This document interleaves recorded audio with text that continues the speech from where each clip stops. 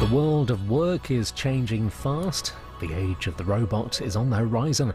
Jack Peretti explores billion-dollar deals and how they change the world at 11:15. After Newsnight with Emily Maitlis. Guys, Okay, right. It's going to be a tremendous success. Tremendous success. well, at least he has a paddle. Come on, chaps. As the Foreign Secretary heads up the creek, Theresa May heads to Brussels. Tonight, already talk of accelerating the Brexit negotiations. Mark Urban is there. Last time Theresa May and Jean-Claude Juncker had dinner, his people accused her of living in a parallel universe. I've been finding out how it went tonight. Also tonight, do your kids deserve a tax break more than you do? Now the Chancellor's looking to win back the youth vote by putting money in their pockets. Guess what these two think about that? And this.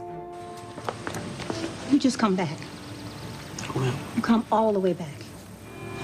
As themes of race, poverty and patriotism dominate America, we talked to Mary J. Blige and director Dee Reese about their Mississippi period movie, Mudbound.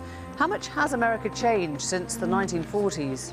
I thought that things had changed, but when I saw President Obama, when he was elected, that day I saw a separation. They showed people over here cheering, and then they showed another side that was very pissed off.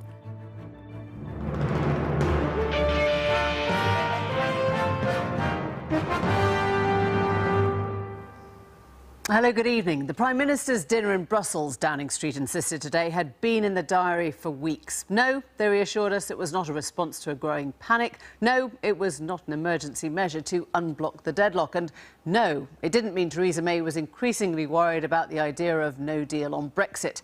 So that's clear. And even though none of the Europeans could quite remember when the dinner with Jean-Claude Juncker had been finalised, we have to believe, because they told us it was always on tonight's menu.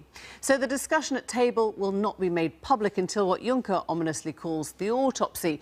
But those first reports this evening suggest negotiations between the two sides have accelerated. Let's go live to our diplomatic editor, Mark Urban, who, will let you into a secret, didn't have this trip in his diary for weeks. Mark.